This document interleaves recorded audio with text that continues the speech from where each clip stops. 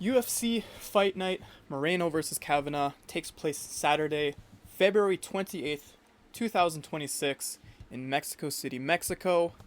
And I'm here to give a breakdown of the card and try to predict the winners of every single fight, starting with the early prelims and ending with the main event.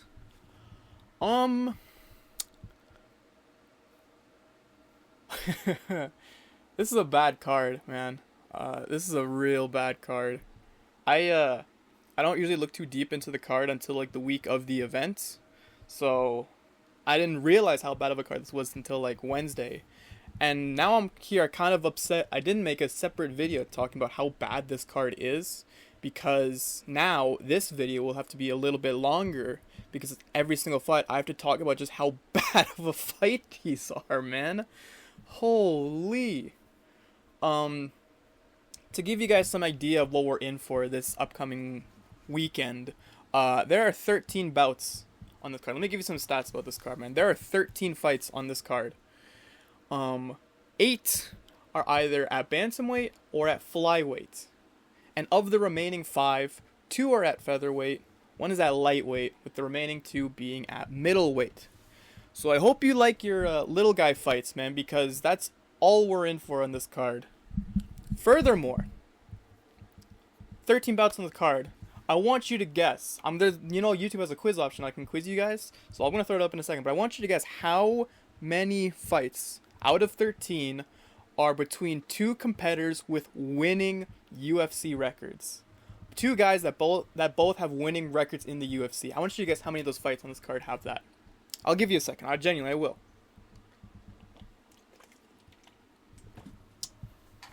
That's right. 3 fights, and the main event barely fucking counts, dude. So, yeah, man, wow, man, I'm just dying to watch this card. Let's get into this, man. Let's start things off here. We actually start things off pretty decently with a fight between two guys from the Contender Series in Wes Schultz and Damian Pinas. That is how I'm told you pronounce his name. Wes Schultz, you may remember him from the last week of the Contender Series for winning via Suloev stretch, and Damian Pinas from week 7, I believe he won via a cross jab. So, two interesting guys here that I'm excited to see actually compete. I'm kind of surprised they're doing it against each other, but I guess that's fine. I'm gonna go with Damian Pinas to win this fight. Pinas being the younger fighter, the more explosive fighter. He has a good reach advantage, and I just think Schultz will be a bit more grapple heavy, which I think, Pinas, depending on how well, his actual takedown defense is, I think can kind of get around that and just do better on the feet to not even allow Wes Schultz an opportunity to get at to make it a grapple heavy match. So I'm going to back up Damian Pinas to win this. It's really kind of a toss-up. These are two young guys that I don't really know a lot about aside from their Contender Series performances, so take that for what you will. Up next, Eric Silva versus Francis Marshall. Dude, first things first, who the fuck is Francis Marshall? This guy is 2-3 in the UFC. And the only reason I remember him, because of this loss, this robbery decision to Myron Sanders. I don't know why I remember this fight, but I fucking do. And yes, he was robbed here. Other than that, he lost in the first round to Isaac Dulgarian, so that tells you everything you need to know about him. And Eric Silva, no joke, when I read this, and I didn't see the pictures of the guy, I genuinely thought this was the fucking Tiger, dude. I thought he was somehow still under a UFC contract. But no, this is a 38-year-old, 9-3 prospect who is coming off 2 losses in the UFC. Took some time off due to leg injury, so that's why it's been so long since he's fought, but yeah, man, what a barnstormer this is, dude. I'm going Francis Marshall here. I just think Marshall is more well-rounded, he's younger, and he's been more active recently, dude. So I think the 850 odds reflect that. Not much else to say about this one, man. This is just going to be hopefully not too ugly is what I'll say. Hopefully this isn't going to be too bad. He's about to turn 39, this fucking guy, bro. Holy. Let's move on. to a fight I was actually anticipating at first, because if we go down here, it was supposed to be Ernestina Kareckaite versus Sofia Montenegro, and I was like, Sofia, she had a really good performance in the Contender Series, she had a really exciting fight, so I'm excited to see what she does against a UFC level opponent. But psych, bitch, Montenegro withdrew, so now we have Regina Tarin. Dude, why is she? This is like a fucking. She looks like an OnlyFans model, bro. She looks like someone that is selling like MMA apparel. Why are you wearing boxing gloves? You have not fought a single fight in boxing. What the fuck are we doing here? I will say though, I'm looking at these numbers, man. 4 wins by knockout, 2 wins by submission of her 7-0 record. And then you go back to Ernestina Kareckaite, who is fucking 1-1 in the UFC, lost to Dion Barboza. I might have to go Regina Tarin here, bro. I'm not gonna lie. I'm kind of feeling it, bro. I think she could surprise a lot of people here. I think she could just do like, she could just come in here, beat the shit out of this woman. Again, not much to say here. Her 1 win was by split decision. She's convinced out of every judge she's ever faced in the UFC. Only, only 2 out of a possible 6 have ever said she won a fight. Is that not insane? Like, I'm gonna go Regina Tarin, bro. I think this is gonna be like the big surprise. Short notice. She's Mexican, obviously, so I think she's talented enough. There's similar records, dude. So I mean, like, she might surprise some people here. So I'm gonna go with Regina Tarin to win this. Not even for any fucking real good reason, I'll be honest. She is super young though, so I like that experience that she has already at this age compared to 27-year-old only had 8 fights so far. Ay. She does have a bit of a reach disadvantage, but I think she'll get around that pretty fine. Let's move on, dude. Douglas Silva de Andrade versus Javier Reyes. Dude, this guy's 7-6. He's 7-6 in the UFC. To be fair, though, he's fought some really good opponents, man. Rob Font beat Marlon Vera in 2018. That means something. Petr Yan. Renan Barão, dude. Renan Barão 2019 is a crazy pull, man. That's a crazy stab pad to your record. Lerone Murphy, he lost to. Said Nurmagomedov and Miles John. All same level caliber of a skill, you know what I mean, bro? Miles John's right there with the rest of them, bro. And now he's fighting Javier Reyes, who is I believe another Contender Series guy who looked pretty good on that show. 2-2 in the UFC. I'm gonna be honest, man. I'm gonna be honest. I don't think I see a lot in Reyes that I really like. So I think I'm gonna back like the experience and the veteranness of Douglas Silva de Andrade. I think Reyes just has some kind of like weak striking game, some like not weak, but like potential to be exposed, because I think he walks forward with his chin up a lot, too much for like, someone who should really do that in the UFC. And I just think Andrade has way more high level experience. He's fought some really good guys, and even that too, he only has 1 KO loss, which was by doctor stoppage versus Petr Yan.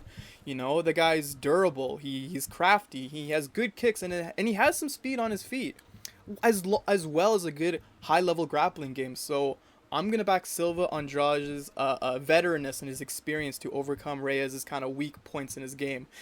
Not to say Reyes won't be bad, but I just think people look at this 22-5, because let's see what the numbers are. Yeah, minus 230 favorite. I think people look at this number a little bit too heavily, and I think, yeah, dude, he's gonna smoke this guy. He's gonna crush this guy. I think, this guy's been here for fucking like 10 years, dude. 13 UFC fights, like, I think he's going to do well enough to fucking pull this fight out. Probably by decision, I would say, but I'm going to lean Silva de Andrade to win this. Up next, dude. Dude, what are we doing here? What are we doing here, bro? Christian Quinonez, 1-2 in the UFC. Chris Moutinho, 0-3. What the fuck do you want me to say about this, bro? Who is his 1 win? Khalid Taha. Are we dead ass? Are we dead ass? He was a 61 ranked person at the time in the division. And he's fighting someone worse. He's fighting someone worse. I'm going Christian Quinonez, bro. He has at least Quinonez has a win in the UFC, which is more that I can say about Chris Moutinho. And in his fights, if you actually watch the fights, which if you remember any of these Quinonez fights, that's crazy. But if you actually watch those fights, he was doing pretty decently in those losses before getting finished. You know, I think the guy has some pretty big power. He has not as big as a reach advantage as I thought it was, but what the fuck? Was this not bigger? I could have sworn this was a larger reach advantage. Anyway, he has the reach advantage, and he has some nasty. He has a nasty straight right hand. So, I think Quinonez will just, you know, like, how am I supposed to think a guy that's getting knocked out, fucking 3 times in a row is gonna do better than, like, you know, this is the one that'll be it. I'm going Christian Quinonez to win this fight. Up next, AC Chiasson versus Alan Perez. This is one of the 3 fights where both guys actually have winning records in the UFC. She's 8-5. She's 5-1. This is a tough one, man. Because Chiasson looked so bad in her last fight. A loss to Yana Santos in the Big 2025. You know, Yana Santos herself fucking competed for a title in like 2017. But I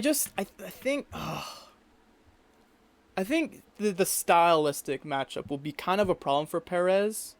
I think Chiasson has decent enough takedown defense, and Perez herself doesn't have the best striking. Macy also is pretty big for the division, so she has a huge height and a huge reach advantage, and she is pretty tough herself, so I can see that kind of being a factor in allowing her to push forward a bit more, control the pace a bit more, and which will kind of force Perez into a more of an awkward spot, dude. I think she'll have to shoot more takedowns, which I think, again, Macy can defend. So I'm going out on a limb here. I gotta be honest, I'm going out on a limb here. I'm gonna say Perez loses this fight. I think Chiasson will get the decision victory. Also, I just want to note, this picture of fucking Perez on her Tapology page is nuts, dude. This is a crazy thing to fucking put up. They caught my guy here in fucking 4K, bro. Dude, he was probably just trying to take a picture of, like, the fight, like, just to go him at the end. And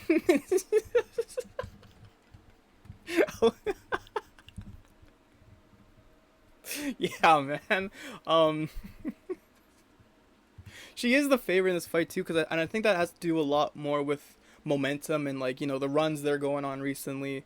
But I think Perez is finally hitting a level, because if we look at her opponents, you know, Carol Rosa is a good win. Jocelyn Edwards is actually in that win that's aging very well.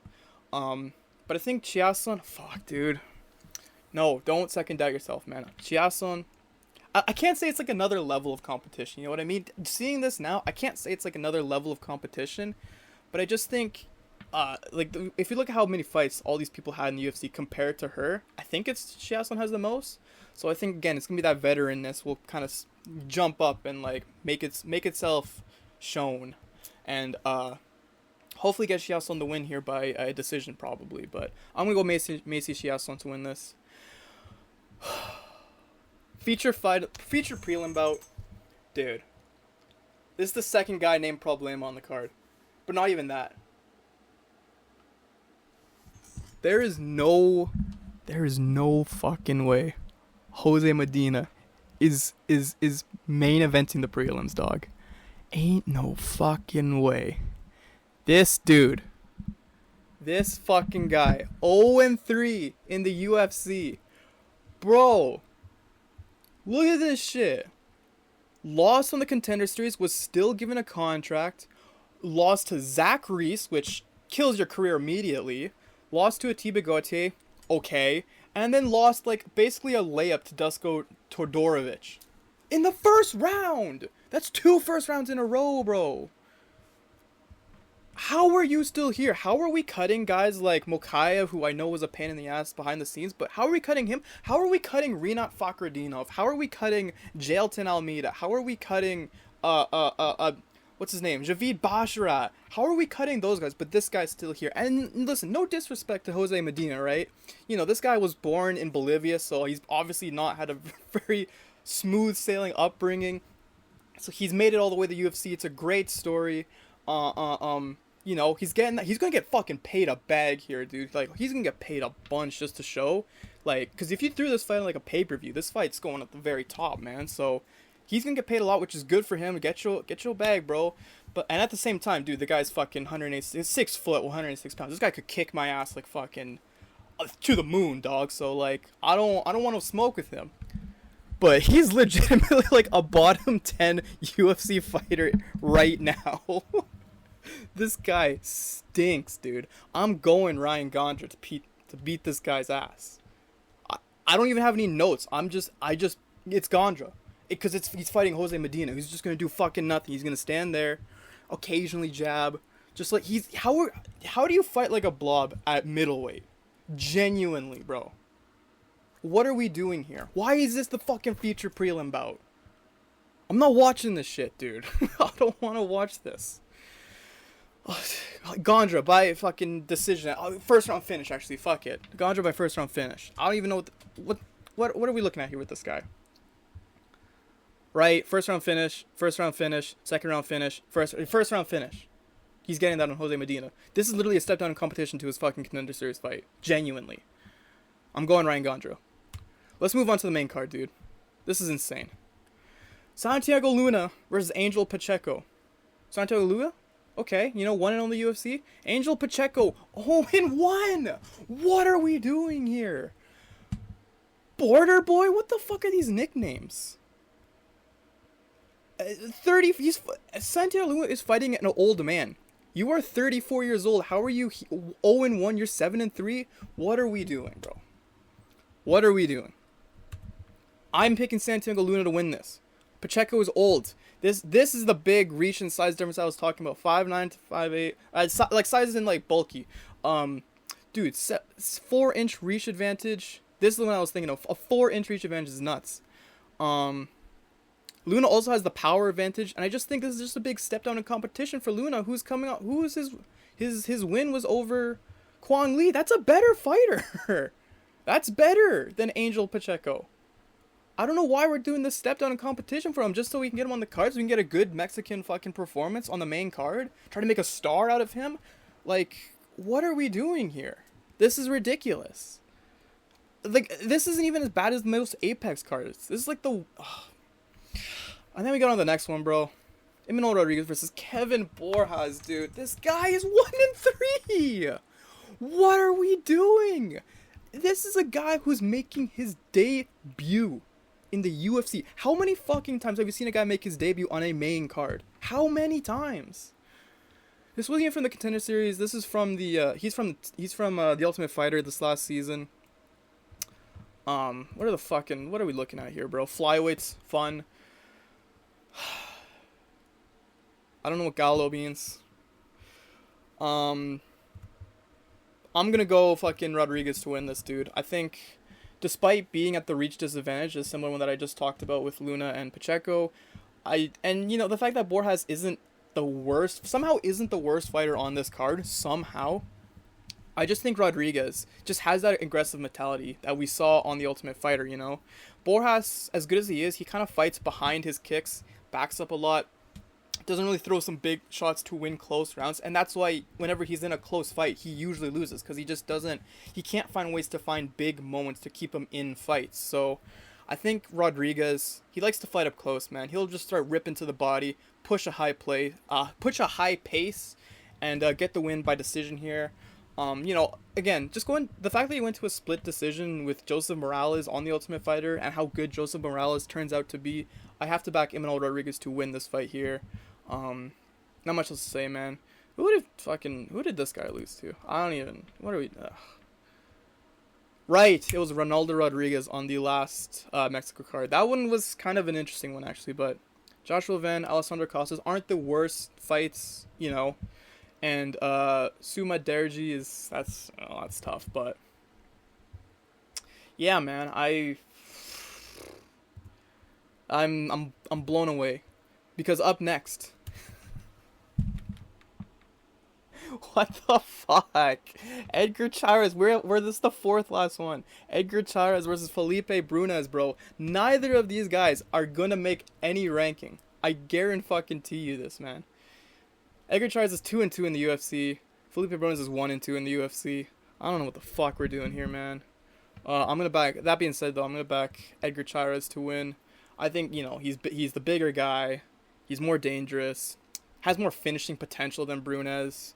Um, um, he's less frail. I don't think he's like the guy's 36. I don't think he's gonna do as bad. He also has some pretty nasty jiu-jitsu, and he's able to throw some subs from the back. He also has a good guillotine because of how fucking big he is.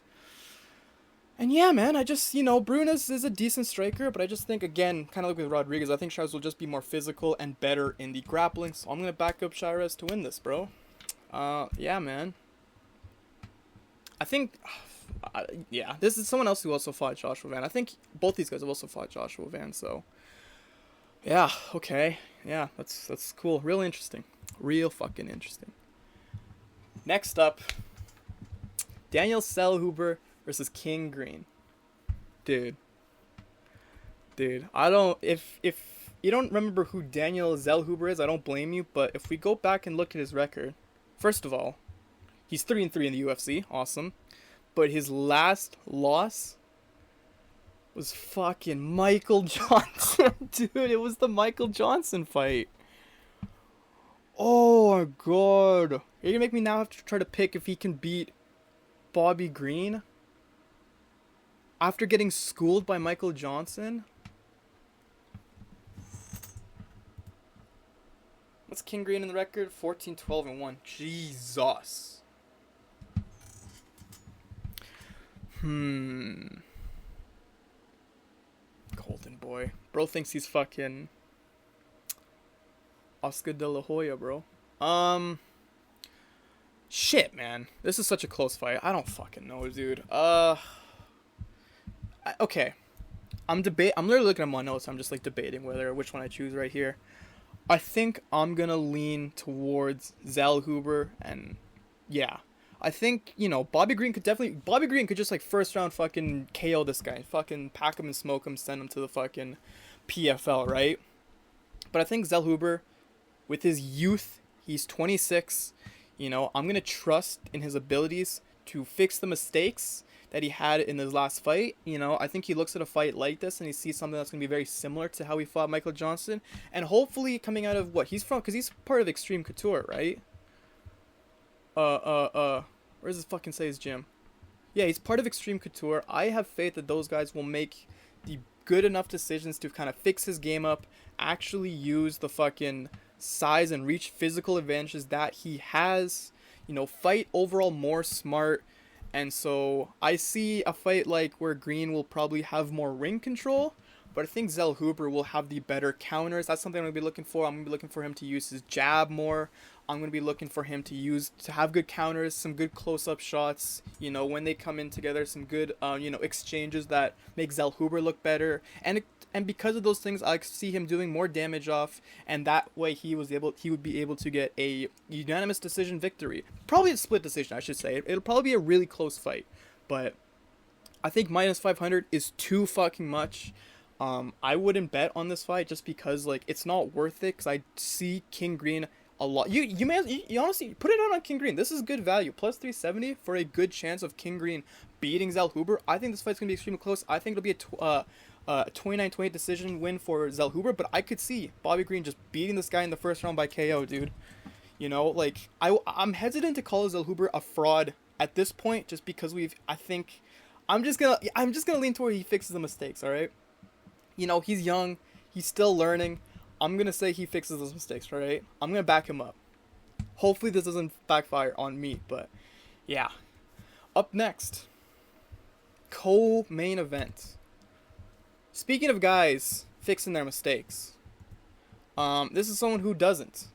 Marlon Vera versus David Martinez. I genuinely don't believe Marlon Vera ever washes a single fight of his back. I don't think he does any tape study on how to improve.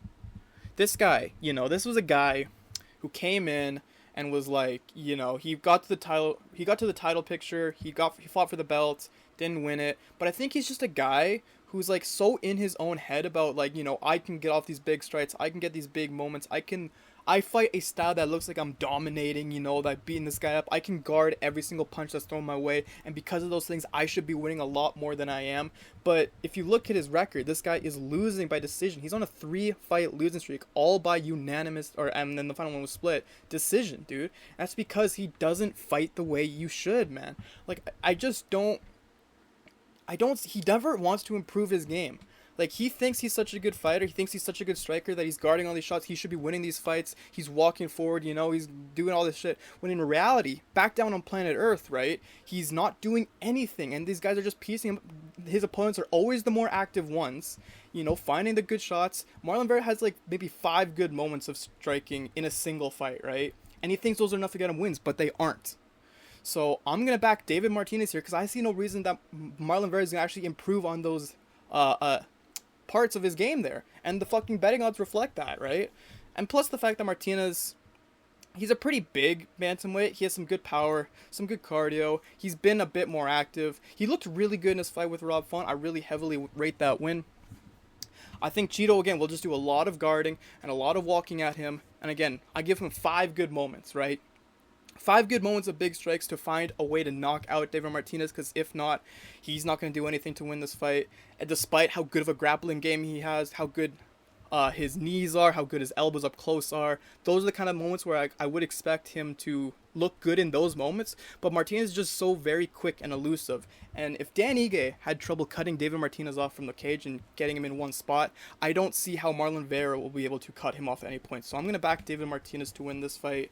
I don't. What's Marlon Vera gonna do differently? What's he gonna do? Actually watch his fucking tapes back? No. He has one of the worst corners I've ever seen in all of MMA right now, dude. It's insane. It's insane. I don't know what's wrong with this guy's fighting IQ, but he needs to retire. Finally, Jesus, get to our fucking main event, dude. And we got this, man. Like, am I supposed to be excited for this? Is this supposed to make me want to watch it? Buy pay-per-view tickets? I know it's a last-minute fight, but genuinely shame on the entire flyweight division that nobody else could step up and take this fight on such short notice. And it had to be Loner Kavanagh because he saw the opportunity, right? He saw the opportunity to, like, make himself a star. This is like when Abus Magomedov fucking came in here and wanted to, like, get a big shot. Or no, not Abus Magomedov. What was the fucking guy that fought Robert Whittaker? Whatever his fucking, what's the guy's name? But stuff like that, Nobody else wanted to step up, so now we have Loner Kavanagh, who's fucking 2-1 in the UFC, and he's going in here, and it is a good stylistic matchup. I do like both the way these both guys fight. It is a good matchup. Kavanagh has some really solid striking. He's quick on the feet. He has some decent power. He makes good reads. Has some very nasty calf kicks, and is a decent grappler, right? But he struggles with his cardio a lot, and he has some big energy dumps and then slows down. And we saw that in the Charles Johnson fight, which led to his loss. So he's now coming into a fight on short notice at high elevation against Brandon Moreno. What am I... Yeah, dude, Loner Kavanagh will win, definitely. Yep. I don't know how this isn't bigger. I don't know how this isn't more than 220. This should have the minus 500. This should be minus 500. Genuinely. I don't see a single way that Kavanagh can win this. Like, look at the guys that Moreno loses to are, like, the top guys of the division. And I don't see Loner Kavanagh unless, again, he just suffers the same Charles Johnson disease that fucking Joshua Van does. I don't see a way for him to win this fight at all. I see Moreno pushing the pace, being hard to take down because he scrambles out of grappling exchanges really well, and just keep Kavanagh behind his jab. Land more damaging shot as the fight goes on with some nasty body and head kicks. And that could lead to either a TKO or just like a 49-46 decision. Maybe Kavanagh starts out pretty strong, pretty early like he always does, but then, he starts to slow down a lot. He empties his tank way too early, and especially for a 5-round fight now, like, this dude's cooked, man. This guy's totally screwed, so... I hope you prove me wrong, man. I hope you make this at least an interesting card overall, because this is an unfortunate way to end what looks to be a pretty bad show. Those are my predictions. Overall, what makes this card bad isn't the fact, it won't be the quality of fights. The quality of fights could be really good. It's just the fact that this event and the winners of each fight are going to matter so little in the grand scheme of MMA and the UFC circle, right? I'd be curious, right? We come back in a year's time, how many of these guys on this card are still in the UFC? I'd genuinely be curious because I don't think it's gonna be. I think less than half of these guys will still be in the UFC come next year. Genuinely, I don't see these guys sticking around. So, yeah, that's fucking it, dude. My confidence level of my predictions is a 6 out of 10. A lot of guys, who just we haven't seen at a UFC level. It should be fucking put into legislation, right? This should be like an actual law that the UFC can't have more than 3 contender series guys debut on the same card. I think this is fucked up. This is super fucked up thing. So I don't know, man. Like anything really could happen, genuinely. But still, man, we're gonna try to chase that A, and hopefully this will be a good event. But that's all I got for my predictions here. Let me know in the comments what you think your predictions are. Which fights are you liking? Which ones you're not? Which ones are you disagreeing with me on? If you enjoyed the video, be sure to leave a like, hype up the video, share it with other people, all that good stuff. Dana White's making an announcement about some fights later on today, so a separate vid. You guys are getting 2 videos in one day, surprisingly. So I'm gonna be talking about that later. If you want to see that, plus my reactions to this card on Monday when that video drops, be sure to subscribe to the channel. That's gonna do it for me, though, guys. I will see you guys in the next video. Goodbye.